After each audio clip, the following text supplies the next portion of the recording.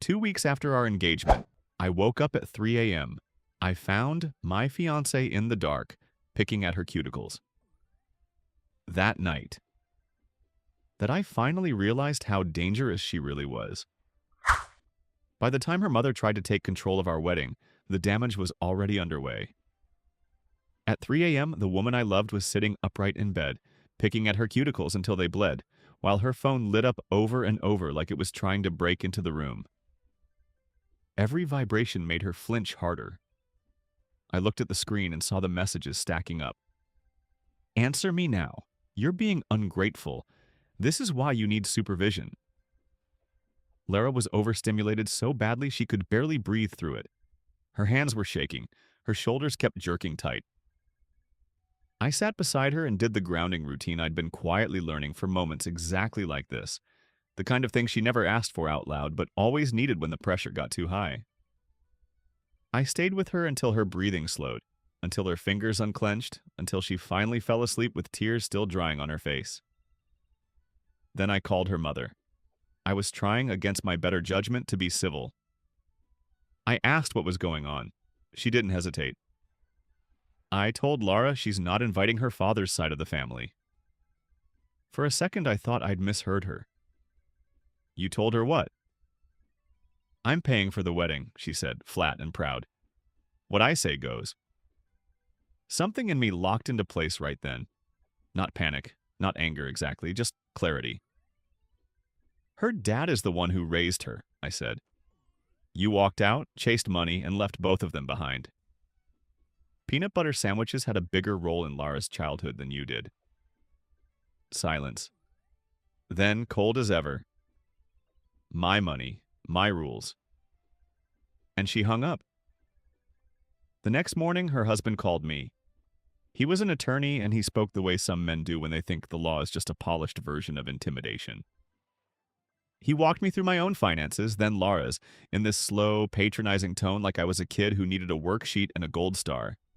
According to him, his wife was the only reason we'd even have a wedding. We'll elope, I said. That was when his voice changed. I have a signed affidavit stating Lara is incompetent, he said. One filing, and I can have your marriage invalidated.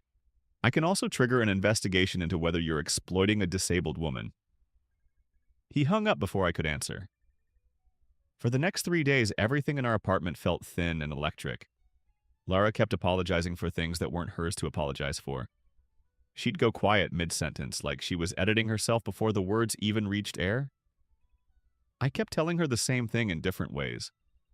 None of this was her fault. None of it. But I could see what her mother was doing. She wasn't trying to win an argument. She was trying to crawl back into Lara's head and put the locks back on the doors.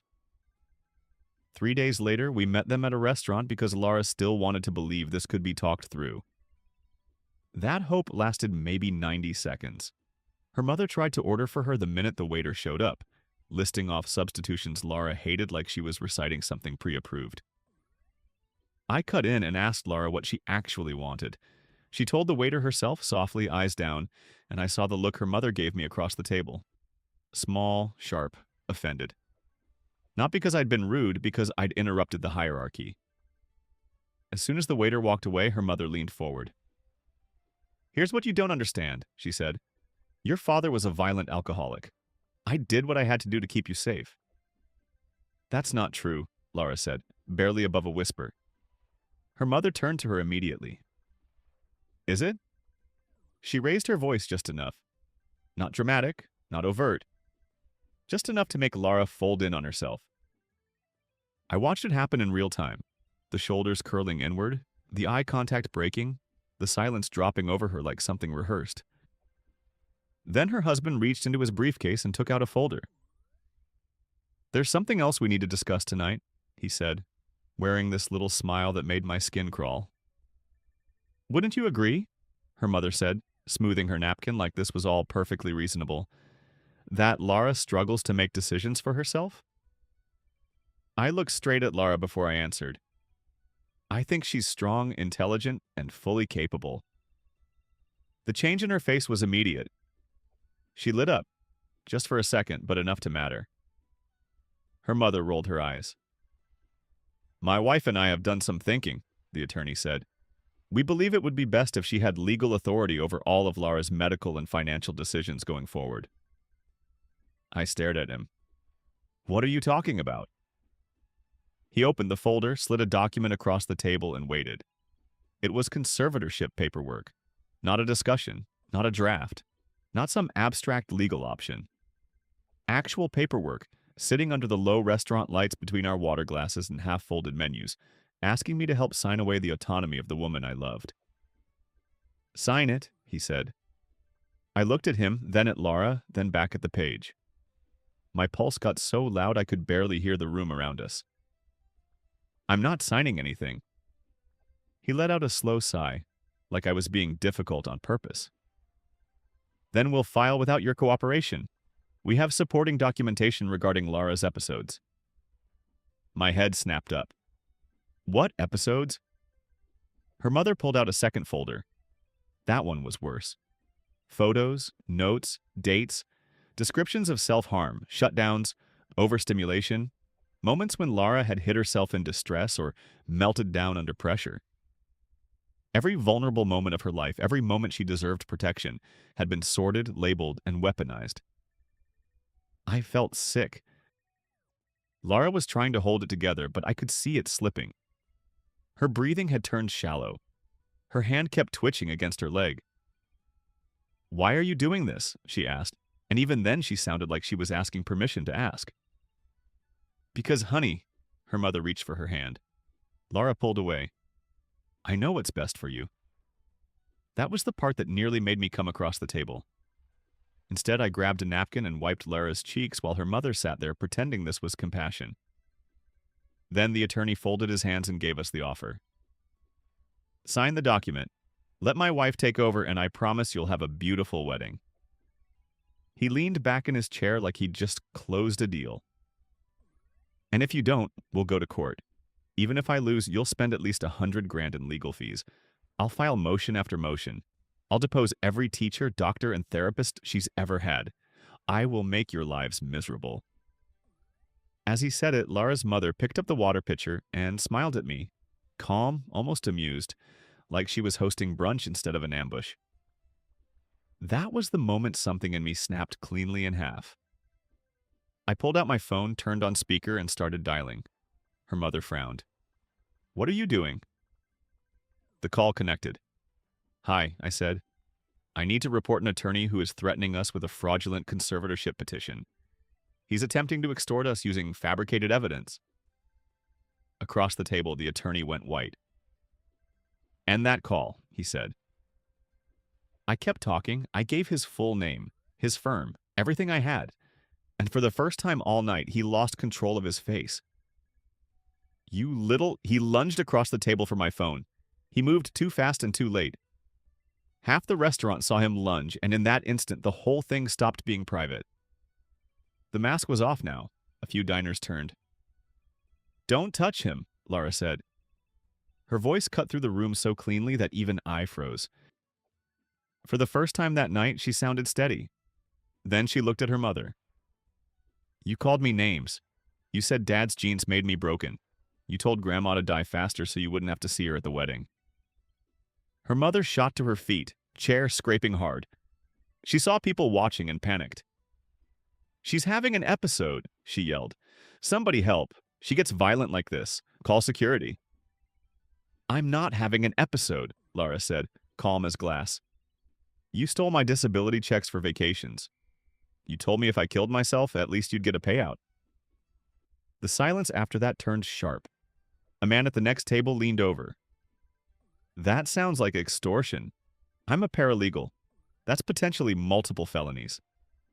She snapped at him to mind his business. Then a woman near the bar spoke up. I'm a social worker. Did you just call her violent? Because she seems like the calmest person in here. You're the one screaming. Her mother opened her mouth and nothing useful came out. The story she'd been selling was falling apart in public. My phone was still on speaker. The bar representative came back on the line and said the attorney's full name, asking for confirmation. I stepped closer and held the phone right by his ear. He didn't grab for it again. didn't threaten me. He just listened while consequences started attaching themselves to his name. By the time the call ended, his hands were shaking. He tugged at his wife's skirt. "We need to go." Her mother snatched up her purse and stormed out. He followed behind her, shoulders rounded. The whole restaurant kept staring. Then all the adrenaline left Lara at once. Her hands started shaking so badly she could barely stand. I got to her side, held her upright, and walked her toward the exit. We left without paying. Nobody stopped us. The drive home was silent except for the soft, repetitive sound of Lara rubbing her palms together. At red lights, I reached over and squeezed her shoulder. Once, she leaned into my hand. My phone kept buzzing in my pocket. I ignored it. When we got home, Lara went straight to the couch and pulled her knees up to her chest. I checked my phone. 12 missed calls, all from her mother. "No more calls," I said. Lara nodded. She looked exhausted. We agreed everything would be in writing from then on. I blocked her mother on both our phones, but left the attorney husband unblocked. If he was dumb enough to keep talking, I wanted the record. After she went to shower, I grabbed a notebook and wrote down everything while it was still fresh. The threats, the wording, the order it happened, the time we got there, the time we left. When Lara came back, hair damp and sleeves pulled over her hands, I asked her to help me build a timeline of every threat her mother had ever made. She opened her laptop immediately. We went through old messages, emails, bank statements. Every few minutes, Lara would point silently at the screen and show me another withdrawal that lined up with one of her mother's visits. Small enough that maybe you wouldn't notice at first, except once we started adding it up, it wasn't small at all. It was thousands of dollars. A pattern spread across the page, ugly and obvious. We saved everything to 3 backup drives and uploaded copies to the cloud. Statements, screenshots, call logs, texts. By the time we finished, it was dark outside. That was when we opened the wedding account. For a minute, we just stared at the vendor deposits, the venue we'd toured 3 times because we loved it, the caterer, the photographer, all the bright, normal things you're supposed to be thinking about when you're engaged. "We have to cancel them," I said. Lara's eyes filled the second she saw the venue charge. She didn't make a sound. I pulled her against me and told her we were still getting married. I didn't care if it was at a courthouse or in somebody's backyard with folding chairs and a grocery store cake. We were still getting married. She nodded into my chest, but I could feel her tears soaking through my shirt. That night, neither of us slept much. The next morning, I got up early and started drafting a formal complaint to the state bar. My hands were steady on the keyboard in a way the rest of me wasn't. I wrote out every threat the attorney had made. I described the conservatorship papers, the coercion, and the attempt to force us into signing away Lara's rights. I printed 3 copies. One went certified mail from the post office. One I emailed with all the attachments. One I kept at home. When I got back, Lara was at the kitchen table with her laptop open to our state's conservatorship laws. We spent the whole morning reading. She took notes in different colored pens. The legal standard was nowhere near what her mother had claimed. The court needed real evidence, not pressure, not manipulation, not a folder full of selectively documented distress. After lunch, I started calling attorneys. The first office said they were overloaded. The second lawyer was Constance Rivers, and her assistant understood the situation immediately. She said Constance had handled cases where parents weaponized disability against their adult children before. She could see us the next day at 2. I called one more lawyer just to be sure, and he said the same thing. This was serious. The next afternoon, Lara and I drove downtown to Constance's office. Her walls were lined with certificates, and her desk was stacked with files. She motioned for us to sit and listen to our whole story without interrupting once. She didn't blink at the threats, didn't react when we showed her the conservatorship paperwork. She just waited until the room went quiet. Then she reached for her yellow legal pad and finally spoke. What she said next changed everything. The threat was real now, but for the first time it came with a way out. And once Constance started talking, it became obvious Lara's mother hadn't just crossed a line. She was building a case designed to erase her.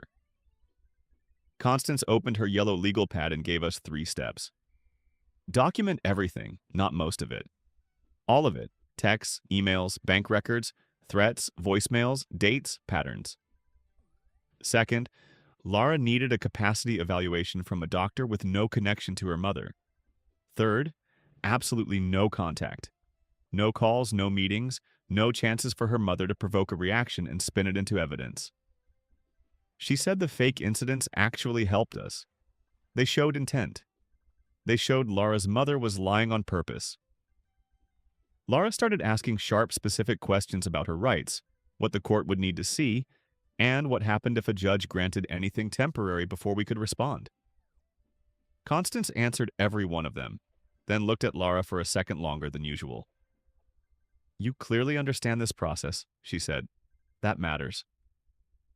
It made Laura smile for the first time in days. When we got home, we set up a shared evidence folder online and split the work. I handled the financial records. Laura emailed her doctors for copies of her files. Then we sat side by side at the kitchen table for hours, finding one ugly thing after another. And there was always another thing. As the files piled up, Laura started telling me things from childhood she'd never said this plainly before. Her mother called her broken all the time. If Laura resisted, she'd threaten to have her institutionalized. There were old emails going back years saying Laura was too defective to make choices for herself. I screenshotted every one. Some were so cruel I had to get up and walk around just to calm down. Then Laura found two that made the room go cold. In one, her mother said she wished Laura had never been born. In another, she talked about getting money from the state if Laura were declared incompetent. Not fear, not concern, just numbers. We backed everything up in multiple places and then checked the backups twice. The next morning, my phone started blowing up with emails from her mother. Same folder, same subject line. Again and again. Only now she'd added more incidents. I opened one and felt sick. She was inventing dates, full made-up events. One claimed Laura had a meltdown at a grocery store the previous Tuesday when we'd been home all day. Another described self-harm at a doctor's office we had never even visited. Laura saw the emails on my screen and immediately started picking at her fingers. Her breathing sped up. She began rocking before she seemed to notice. I forwarded every message to Constance without replying. Then we spent the rest of the morning going through Laura's accounts, and that was its own nightmare. Her banking app still had her mother listed as a backup contact. Her email recovery settings had her mother's phone number. Her medical portal still routed notifications to her. Even Netflix had somehow been set up so her mother could manage profiles. It was like finding hidden keys to our life everywhere. Laura sat at the kitchen table changing passwords one by one, jaw tight, sleeves pulled over her hands. She removed her mother from every account, every portal, every recovery option. I watched her delete her mother's phone number from her medical records and change the security questions to things no one from her family would know. It took 4 hours. That night, we made ourselves stop. Not because anything was okay, but because we were starting to move like people who hadn't slept in days. I ordered Chinese from the place down the street, and we put on that comedy show Laura loves, the one with the guy who does all the ridiculous voices. When he did the angry customer impression, she laughed. Really laughed. It was the first time I'd heard that sound in days. We ate orange chicken straight from the containers and went to bed at 9:30, pretending rest might change something. It didn't. The next morning, someone pounded on our door hard enough to wake us both up. It was a little after 7.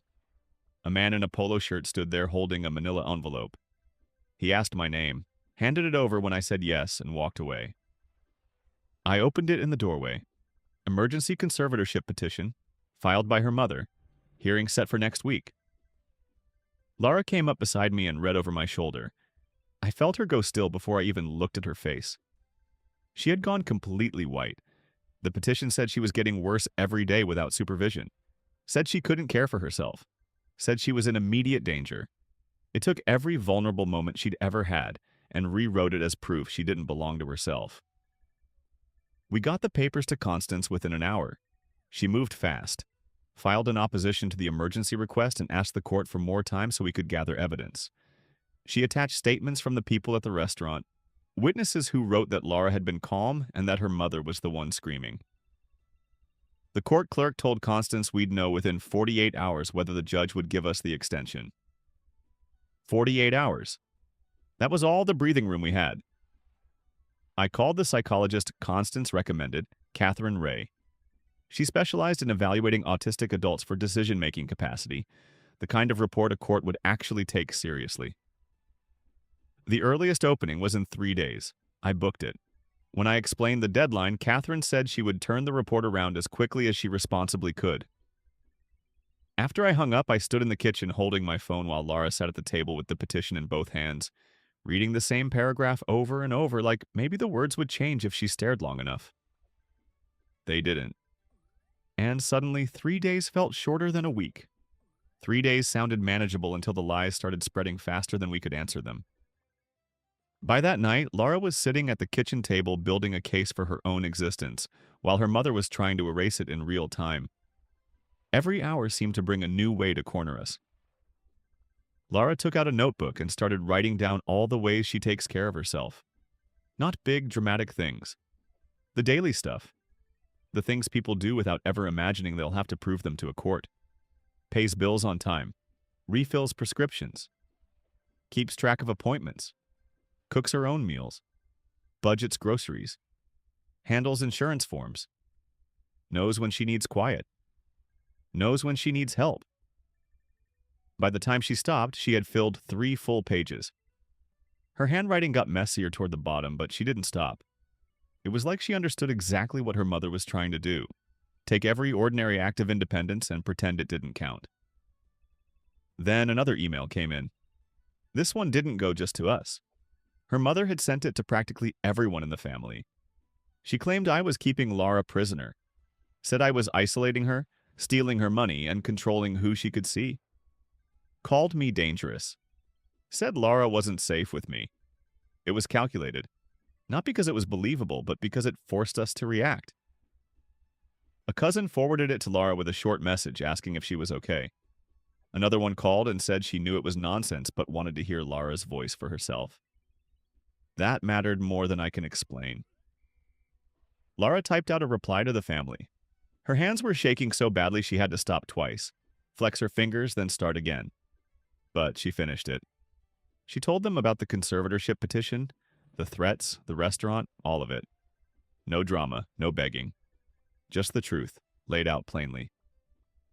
After she hit send, we looked at each other and came to the same conclusion without really saying it. If this kept escalating, we needed something nobody could twist. So, we made a video. I propped my phone on the kitchen counter, angled it toward the table, and hit record. Laura sat down, folded her hands once, then unfolded them, and looked straight into the camera. The first take was a little shaky. You could hear how hard she was trying not to sound nervous.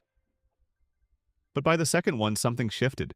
She spoke clearly about who she was, how she managed her own life, what choices she made every day, and why she was setting boundaries with her mother.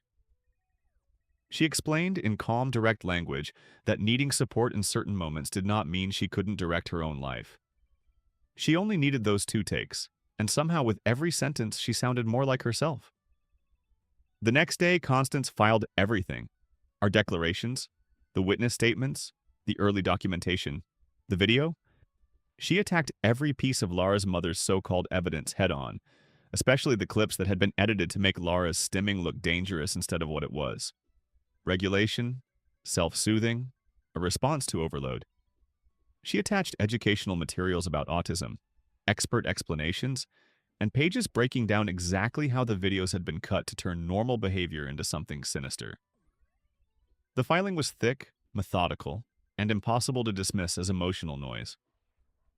For the first time since the petition showed up, it felt like we weren't just bracing for impact. 2 days later, someone knocked on the door again. Not a casual knock. Firm, official. When I opened it, 2 police officers were standing there.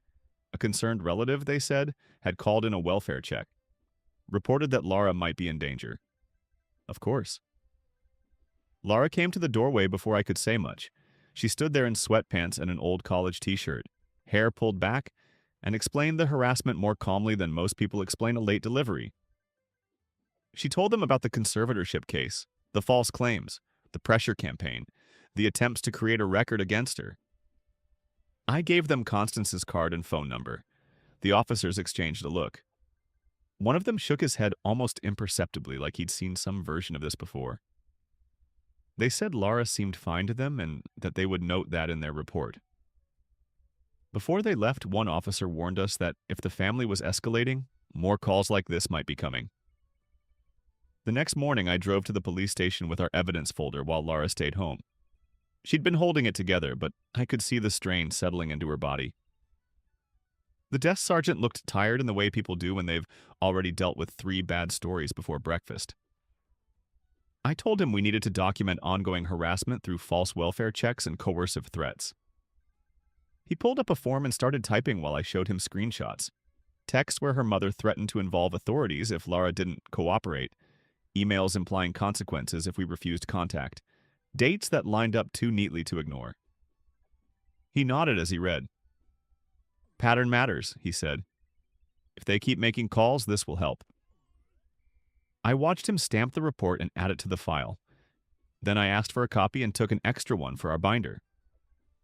When I got home, I found Laura sitting on the floor surrounded by paperwork, organizing everything into color-coded folders. Medical, financial, family emails, legal filings, police. She looked exhausted but focused in that specific razor-thin way that told me she was running on something stronger than energy. 2 days later, a thick envelope from the state bar showed up. I saw the letterhead through the window before I even opened it. My hands were steadier than I expected as I tore it open. They had acknowledged the complaint against the attorney. Not dismissed it, not buried it, acknowledged it. They had scheduled an intake interview for the following week with an investigator named Fern Randolph, and they wanted all supporting documentation within 14 days. That was the first piece of mail in days that didn't feel like a threat. That night, I covered the dining table with printed emails, notes, screenshots, and transcribed recordings. I arranged everything in chronological order, starting with the restaurant confrontation. Every item got numbered. Every item got labeled. Laura made an index listing what each document established: financial coercion, false statements, attempted extortion, fabricated incidents, harassment. We worked until midnight. The next morning, my email pinged with something I didn't recognize. It was from the social worker who had been at the restaurant. She'd tracked down my contact information through mutual contacts and said she'd been thinking about what she saw ever since. Attached was a formal statement, detailed, professional, precise. She described Laura's calm demeanor, her clear communication, her appropriate responses under stress. She wrote that in 20 years of practice, she saw no sign that Laura lacked capacity or needed a conservatorship. I forwarded it to Constance immediately. She replied within minutes. "This is excellent. Judges love third-party professional observations." That afternoon, Laura pulled 3 years of disability benefit statements out of the filing cabinet. We spread them across the living room floor. Then we started highlighting withdrawal patterns. And once the marks began to connect, the room got very quiet. What the highlighter revealed wasn't random. It was a pattern, and once we saw it, there was no unseeing it. Every few months, large amounts vanished from Laura's account. Not bills, not emergencies. Just clean withdrawals timed around her mother's life getting more expensive. I pulled up her mother's Facebook and started comparing dates. An $800 withdrawal matched a spa weekend. Another $1,500 lined up with a cruise photo album. We kept going. Shopping trips, resorts, smiling vacation posts in places Laura had paid for without ever knowing it. The more matches we found, the quieter Laura got. By the time we finished adding everything up, the total hit $32,000. Laura's face went pale. I photographed everything spread across the floor. Bank statements beside screenshots, dates visible, amounts circled, captions showing exactly where the money went. Then we filed a report with the Social Security Administration's Office of Inspector General. The online form took hours. Every suspicious transaction had to be listed with dates, amounts, and explanations. We uploaded scans of the statements and screenshots of the matching posts. When the system finally accepted everything, it assigned us a case number, OIG-202-4-3847. I wrote that down in 3 places. A week later, I found something that made my blood run cold. I called Laura's psychiatrist to schedule her regular appointment, and the receptionist asked whether her mother would still be attending as Laura's designated caregiver. I stopped her cold. "What are you talking about?" The receptionist checked the notes and said Lara's mother had called the month before, claiming she needed to update emergency contact information. That alone was bad enough. But the deeper we looked, the worse it got. Her mother had been building a paper trail everywhere. False welfare checks, emergency contact changes, medical access. The kind of record that can look official if nobody asked who created it. And now we had $32,000 in stolen disability money, matched to Facebook vacations. The next day, we drove to every doctor's office Lara had visited in the last 5 years. At each one, we filled out new forms revoking her mother's access and adding me as the emergency contact instead. A few staff members looked relieved when we explained.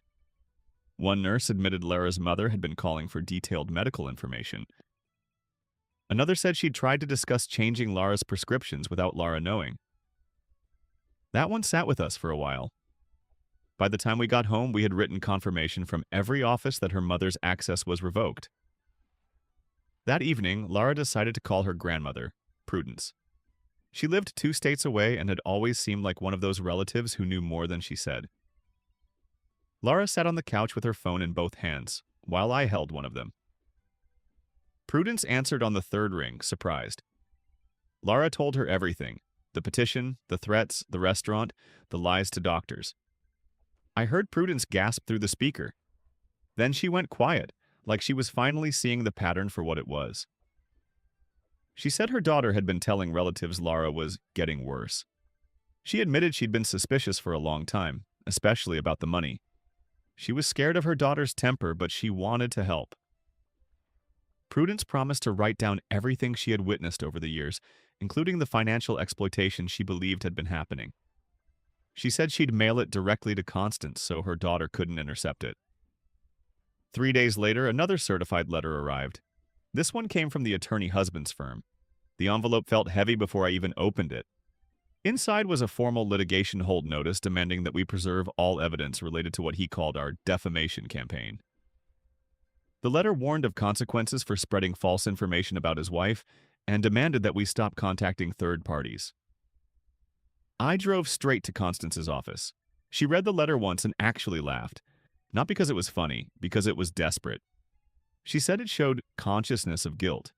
Then she dictated a response, citing witness tampering, intimidation, and attempts to chill protected reporting. Her tone stayed cool the whole time, which somehow made it hit harder. She sent it certified mail with return receipt requested. The following week was Catherine Ray's evaluation. The building smelled like coffee and industrial cleaner.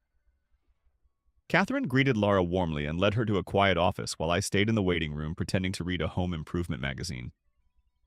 I kept staring at the same paragraph about kitchen tile without taking in a word. Through the closed door, I could hear voices but not words. Every small sound made my stomach tighten. 90 minutes later, the door opened. Lara walked out looking tired but steady. I stood up too fast and nearly dropped the magazine. Catherine didn't say much there, just gave Lara a professional smile that still managed to feel reassuring. We made it to the parking lot before the stress hit. Lara's breathing turned fast and shallow. Her hands started shaking. The whole day seemed to catch up with her at once. But this time, she didn't disappear into it. She planted her feet and started using the grounding routine we'd practiced. 5 red cars in the lot. 4 sounds. The traffic, birds, an idling engine, a shopping cart nearby. 3 textures she could feel on her jacket. 2 scents drifting over from the restaurant across the street. 1 taste from the mint she kept in her pocket. I stayed close without interrupting. Within 10 minutes, her shoulders dropped. The color came back to her face. Then she looked at me and gave me a small, tired smile. "I want ice cream," she said. So we drove downtown and stopped at the shop on Main. She ordered chocolate chip cookie dough and a waffle cone, and for the first time in weeks, the night held still just long enough for us to breathe. By then, we weren't waiting to see how far her mother would go. We were getting ready for the next hit. Every quiet stretch felt fake, like the house was just holding its breath before something else came through the door. So that night, we started rehearsing for the version of our life her mother was trying to force on us. We spread index cards and pens across the kitchen table. Lara wrote out short, clear sentences she could use if police showed up again, or if anyone tried to question whether she understood her own choices. Not speeches, not explanations. Just anchors. I am safe here. This is my decision. Please call my attorney, Constance Rivers. She read each one out loud, then again, then again. The first few times, her voice caught halfway through. By the 10th, it didn't. I sat across from her and watched her mouth form the words until they stopped sounding borrowed and started sounding like something she owned. Before bed, she taped the cards to the bathroom mirror. Every morning after that, she read them while brushing her teeth. 3 days later, we drove back to see Dr. Catherine Ray for the second evaluation meeting. This time, the questions got more personal.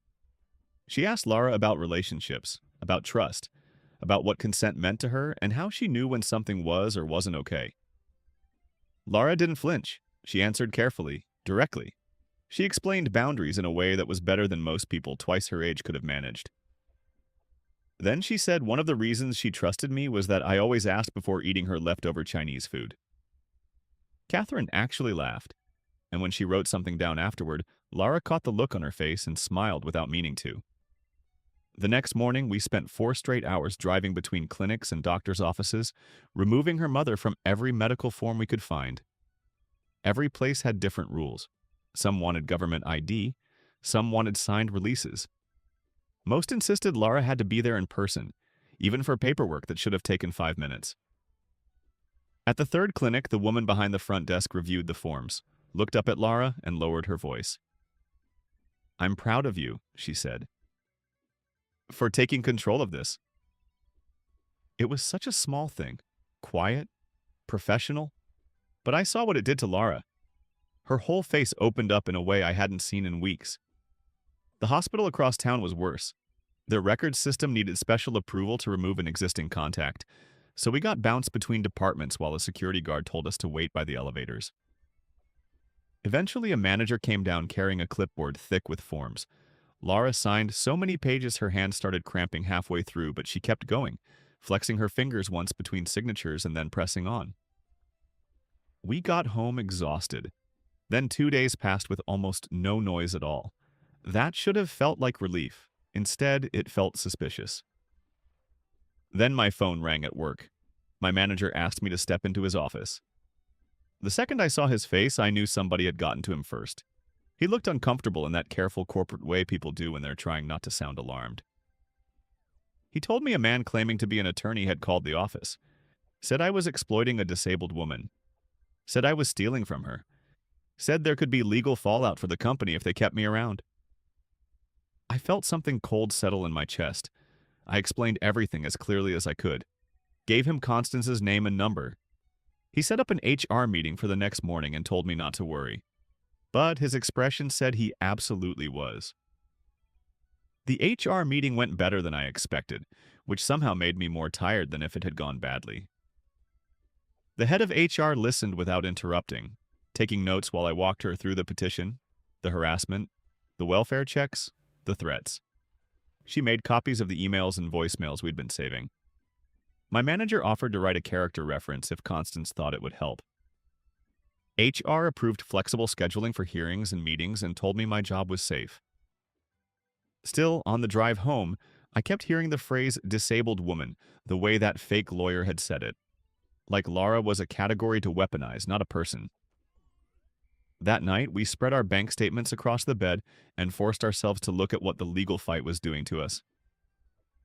The attorney bills were chewing through our savings faster than either of us wanted to admit. So we started cutting things. Netflix, meal kits, morning coffee runs. The venue deposit went on hold. Every little normal luxury got turned over and measured against how badly we might need that money later. Then Lara went to the closet and came back carrying a velvet jewelry box. She dumped it onto the comforter between us. A necklace, earrings, a bracelet still in the gift bag. Things her mother had given her over the years like proof of love that was really just evidence of ownership. Lara picked up a diamond necklace, held it in her palm for a second and said, "I'd rather have freedom than expensive rocks." So we listed everything online that night. While we were doing that, Constance was tracking down anyone from Lara's past who might speak honestly about her. Teachers, therapists, school staff. Most of them wanted no part of it. Some hung up almost immediately, but two of Laura's old teachers sent written statements. One described how Laura used to tutor other students in math during lunch without ever being asked. The other wrote about senior year when Laura had practically run the entire school fundraiser by herself because nobody else could keep the logistics straight. Constance said that kind of long-term evidence mattered. Not just who Laura was under attack, but who she had been all along. Then the emergency hearing finally arrived. We sat in the courtroom with our hands linked under the table while the judge read through the filings. He took his time, which somehow made everything worse. Every turn of a page sounded too loud. Laura's thumb kept rubbing once, twice, once against the side of my hand. After about 20 minutes, the judge looked up. He denied the emergency conservatorship request. For 1 second, I forgot how to breathe. But then he scheduled a second hearing for 3 weeks later to review more evidence. So it wasn't over. Not even close. It just wasn't over on her mother's terms. Outside the courthouse, Constance told us to expect escalation. She just got told no in public, she said. People like that usually react. She was right. That afternoon, sitting in the car outside the courthouse, Laura and I talked about the wedding. Not the one her mother had tried to buy, but the one we still wanted after all this was over. We decided we'd go to the courthouse with 2 witnesses and keep it simple. No performance. No giant room full of people pretending they hadn't watched her mother try to take her life apart. We could have a party later when it felt like ours. Invite the people who actually showed up, Laura said.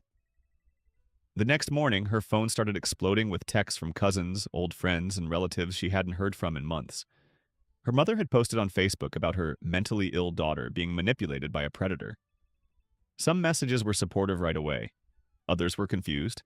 A few had that careful, probing tone people use when they want the drama but don't want to admit it.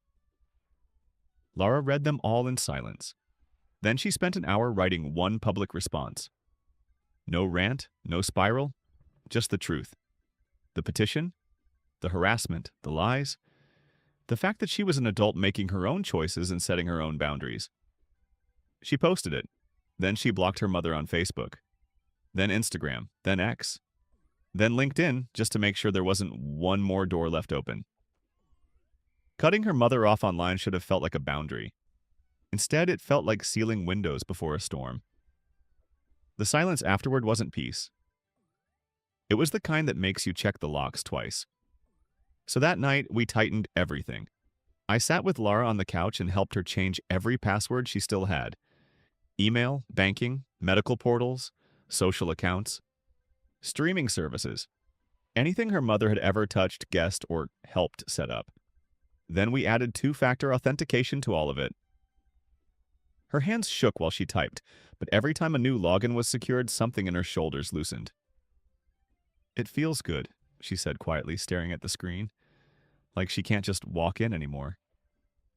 We ordered pizza, turned on old movies, and tried to act like we were having a normal night, the kind where people argue about toppings and half-watch dialogue they already know by heart. Every now and then, one of us would glance at a phone and pretend we hadn't. 3 days later, we were in a therapist's office with beige walls, a diffuser nobody asked for, and a white noise machine, humming in the corner like static for grief. She started with breathing exercises, then asked us to describe how we felt without using the word fine. Laura picked at the seam of her jeans and said she felt like she was drowning in paperwork and calls and waiting. I admitted I was checking my phone every 5 minutes, bracing for the next threat before it even arrived. The therapist had us track the physical signs of spiraling: tight shoulders, clenched jaw, shallow breathing, buzzing thoughts, the way your body can decide you're in danger before your mind catches up. She gave us a worksheet full of grounding techniques and made us practice them there, in the room, instead of nodding politely and promising to do it later. Halfway through, Laura started crying. Not loudly, just suddenly, like the tears had been standing off to the side, waiting for a pause. She said she felt guilty for causing all of this trouble. I took her hand and told her the truth as clearly as I could. This wasn't her fault. None of it. Her mother was manufacturing chaos and then blaming Laura for the smoke. The therapist had us schedule weekly sessions before we left. She also gave us homework, twice daily check-ins about stress levels, not logistics, not court, not evidence. Just where our nervous systems were and whether either of us was slipping. 2 more weeks passed like that, in therapy offices and legal meetings and long evenings where we were too tired to talk, but too wired to rest. Then Catherine's report finally arrived at Constance's office. It was 40 pages. 40 pages of observations, testing, and conclusions stating that Lara had full capacity to make her own decisions. Constance read parts of it aloud while we sat across from her desk, and with every page her expression got brighter. The report explained that Lara's sensory needs were accommodations, not incapacities. It documented how she handled her daily life, her finances, her medical routines, her decision-making. It answered every allegation her mother had made and dismantled it point by point. At one point, Constance looked up and said, "In 20 years of practice, this is one of the strongest capacity evaluations I've ever seen." Catherine had even included research on autism and decision-making capacity to support her conclusions. We made copies for our file, and Constance immediately sent the report to opposing counsel with a cover letter that was professional in tone and savage in substance. The message underneath it was obvious. Drop this before it gets worse for you.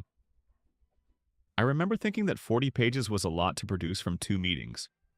Thorough enough to suggest Catherine had seen some version of this before. Parents trying to turn disability into legal ownership. And the timing of that call to my workplace, right after the hearing? That still felt too precise to be random. The next morning, I had my state bar interview with Fern Randolph over video from Constance's conference room. It lasted almost 2 hours. Randolph wanted details so specific they made the restaurant scene come back in sharp flashes. Exact quotes, exact threats. The attorney husband's posture, his tone, the moment he lunged for my phone, the way he talked about legal fees like he was promising to bury us on purpose. I showed her the conservatorship papers they'd tried to make us sign and explained how they'd paired that demand with threats of financial ruin. She took notes the entire time. At one point, she said they were considering a criminal referral for extortion based on what I was describing. Criminal referral. The phrase hung in the room after she said it. She couldn't give me a timeline, but she made it clear the matter was being treated as high priority because of the seriousness of the allegations. 3 weeks later, another thick envelope arrived from her mother's lawyer. Discovery. The second I saw the USB drives, my stomach dropped. Inside were printed screenshots and video files that made me feel sick before I even opened them. They had secretly recorded Lara at family dinners years earlier, short clips of her stimming, rocking during stressful conversations, flapping her hands when she got excited about something.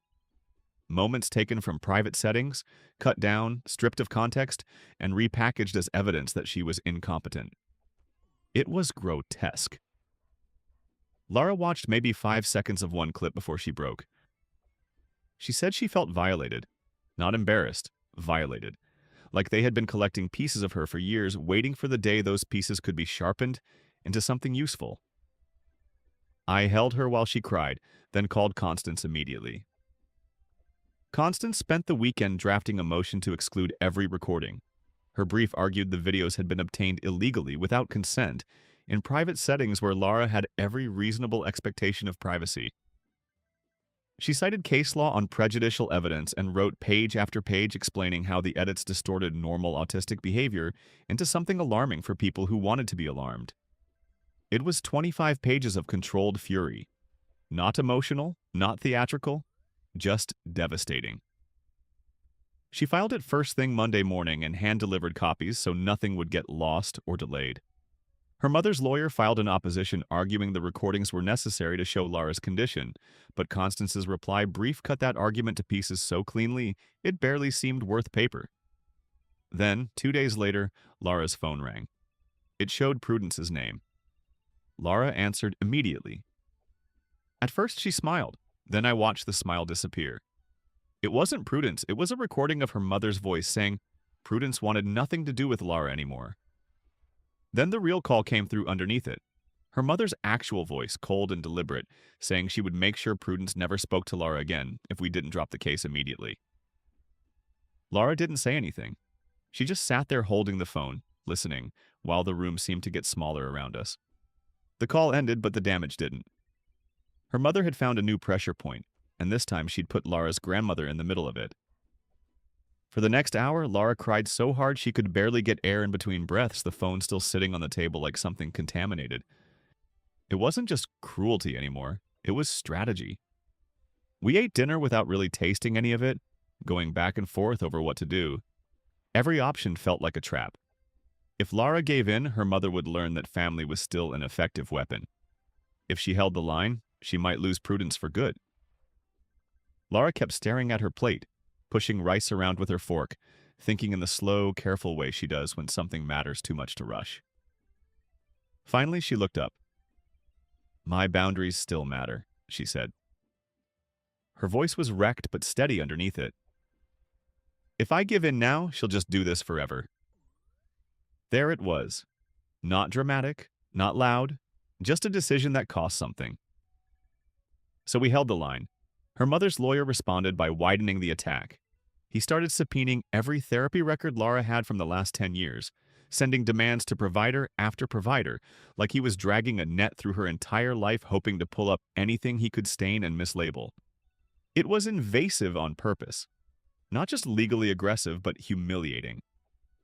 The message was obvious. If they couldn't control her outright, they'd force her to watch strangers paw through every vulnerable thing she'd ever said in private. Constance fought every single subpoena. Individually, protective orders, motions to quash, objections based on privilege, scope, relevance. She negotiated when she had to, but only to narrow the damage. Recent records only, directly relevant time periods only. No fishing expedition through a decade of confidential therapy. The whole thing turned into 2 solid weeks of legal filings, calls, counterfilings, revised demands, and more calls. By the end of it, our apartment looked less like a home and more like a war room with a coffee problem. Then the evidentiary hearing arrived. We walked into the courthouse at 8 in the morning carrying binders, folders, and the kind of silence that only comes from too much adrenaline and not enough sleep. The courtroom felt colder than it should have. Everything looked sharper under fluorescent lights. Her mother's side went first. For 3 straight hours, her attorney tried to build a version of Laura that didn't exist. He painted her as someone in decline, someone fragile and confused, someone incapable of managing basic tasks without supervision. He played the edited videos on a large screen, freezing little pieces of her life and presenting them as proof that she didn't belong to herself. There was Laura rocking during a stressful conversation. Laura flapping when she was excited. Laura going nonverbal in moments her mother had clearly helped create, then filming the aftermath like she was gathering wildlife footage for court. No context, no honesty, just a parade of distorted moments arranged to look sinister. Then came the fabricated incident reports. Public meltdowns that never happened. Safety concerns invented out of thin air. Descriptions so specific they were almost impressive until you remembered they were fiction. Laura held my hand under the table so tightly my fingers went numb. But she never broke composure, not once. I could hear people in the gallery whispering, pens moving, pages turning. The room had that charged courtroom feeling where strangers start deciding who they believe before anyone should. After lunch, Catherine Ray took the stand, and everything changed. She didn't perform. She didn't posture. She just explained. In calm, precise language, she walked the court through how autism affects sensory processing and regulation without impairing a person's ability to make decisions. She explained accommodations versus incapacity. She cited current research showing autistic adults are fully capable of managing their own lives, finances, work, healthcare, and relationships when their actual needs are respected instead of pathologized. When opposing counsel tried to lean on outdated theories, Catherine dismantled them piece by piece with peer-reviewed studies and clinical experience. Not angry, not defensive, just devastatingly clear. At one point, she paused the video they'd used against Laura and pointed out that Laura was visibly happy in the clip. Smiling, animated, excited, not in crisis. What the other side had described as evidence of instability was, in context, ordinary self-regulation and expression. Several people in the gallery nodded as she spoke. Even the judge started asking questions, real questions, curious ones. The kind that told you he was listening instead of waiting for his turn to speak.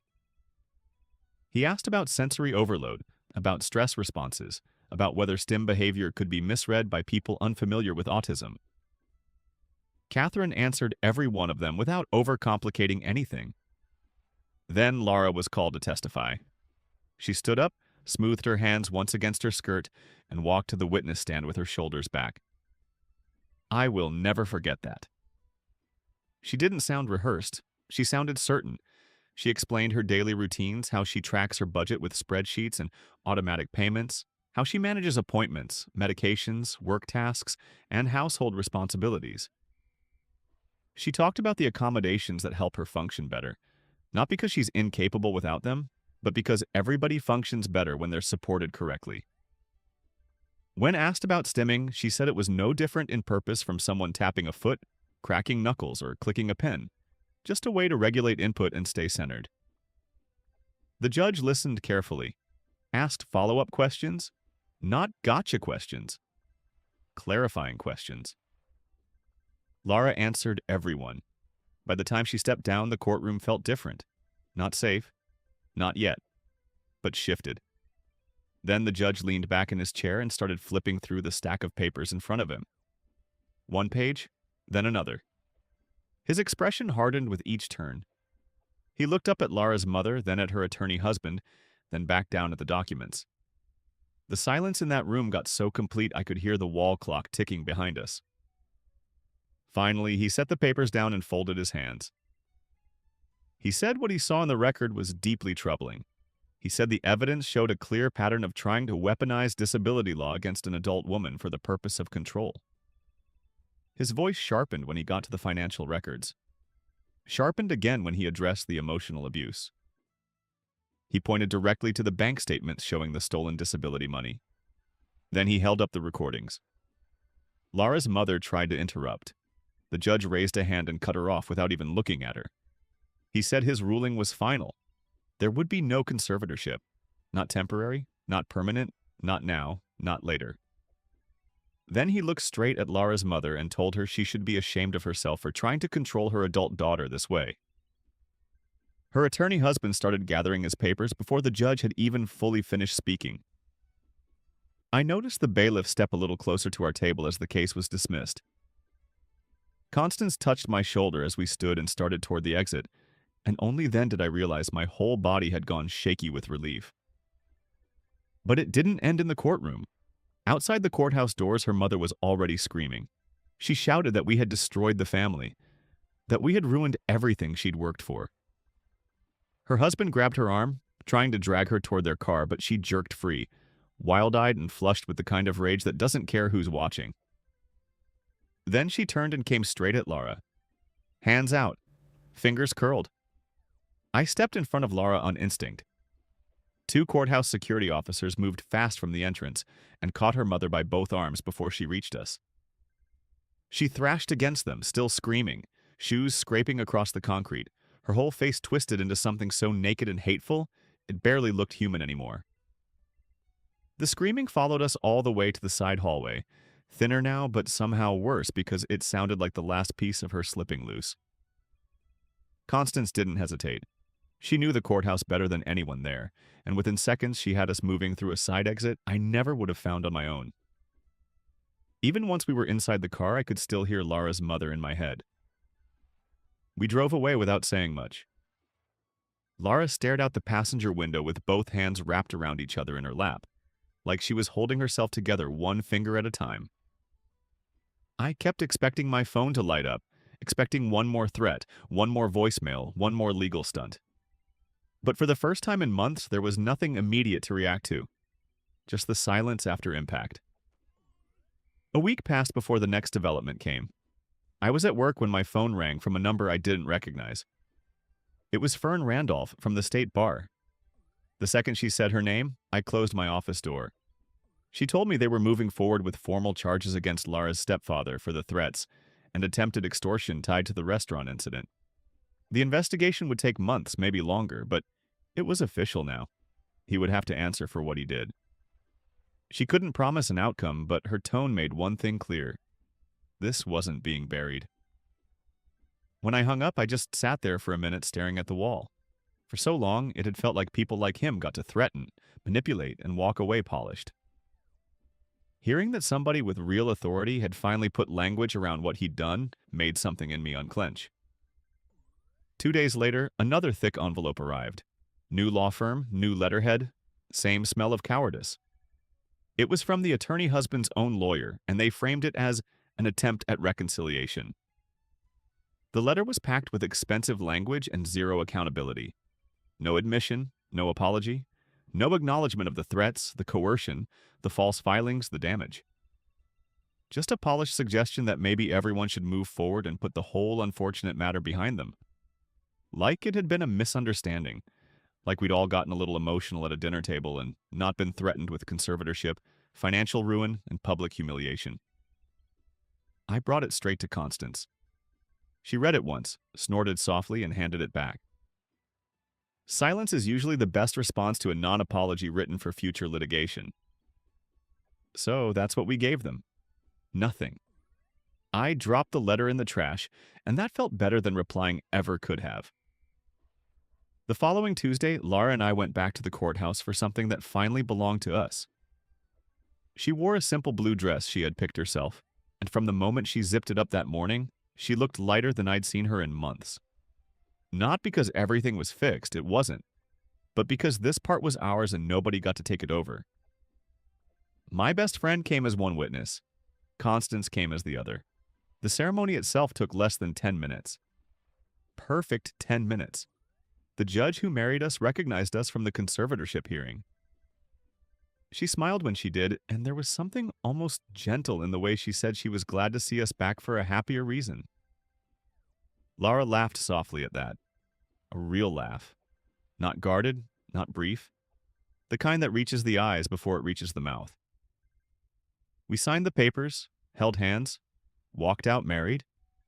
Afterward, we went for ice cream. It felt right that something so hard-won should be followed by something so ordinary. The next week, my boss called me into her office for my performance review. The official review was fair. It noted I'd seemed distracted lately and that my numbers were down from the previous quarter. She offered an improvement plan, and I accepted it without argument because the truth was obvious. The last few months had pulled my attention in 10 directions at once, and some part of me was still living in fight or flight even while I was trying to answer emails and hit deadlines. Then she closed the door. That changed the tone. Privately, she told me she admired how I'd handled everything. Office gossip had carried pieces of the story farther than I realized, and apparently even stripped-down versions of it had been enough to make an impression. She said she thought I'd done the right thing. I thanked her, but the thing that stayed with me wasn't the praise. It was the relief of hearing someone say the truth out loud in a setting that had nothing to do with court. With Constance's help, we filed for a harassment restraining order against both Laura's mother and her husband. The judge granted it based on the courthouse incident, the threats, the documentation, the pattern. It wasn't as strong as we had hoped for. There were limits. There always seemed to be limits. But it was enough to make future contact legally dangerous for them in a way it hadn't been before. That mattered. We changed our phone numbers the same week. That mattered too. There's a specific kind of peace that comes from hearing your phone stay silent and realizing silence no longer means somebody is planning something. For the first few days, both of us still checked out of habit. A phantom buzz, a reflex. Then slowly, our bodies started to believe what our minds already knew. 3 months later, Laura and I were sitting in our therapist's office for one of our regular weekly sessions. By then, the crisis had passed, but the aftermath was still there. That was the part nobody really talks about. Surviving something like that doesn't mean it ends cleanly. It leaves residue. Laura still grieved her mother, even knowing exactly who she was. That contradiction hurt in ways that were hard to explain to people who thought toxic meant easy to cut off. It wasn't easy. It was necessary. The therapist helped us keep building the kind of boundaries that don't just exist on paper, but hold when guilt shows up wearing someone else's voice. Week by week, Laura got steadier. Not transformed overnight. Not suddenly fearless, just more solid in herself. More willing to say what she wanted. More able to trust her own judgment before someone else's version of her got there first. We started planning a small celebration for the spring. Nothing fancy. Just the people who had actually stood beside us when things got ugly. Our chosen family. The people who believed Laura the first time she spoke, not after a judge said they should. The people who didn't need a courtroom to understand that support is not ownership and vulnerability is not incompetence. Sometimes I still think about that first night, the buzzing phone, the blood on Laura's fingers, the way her mother said, "My money, my rules," like she really believed love could be replaced with leverage and still count. She was wrong. In the end, Laura kept her name, her voice, her choices, her future. And that was the lesson they never saw coming.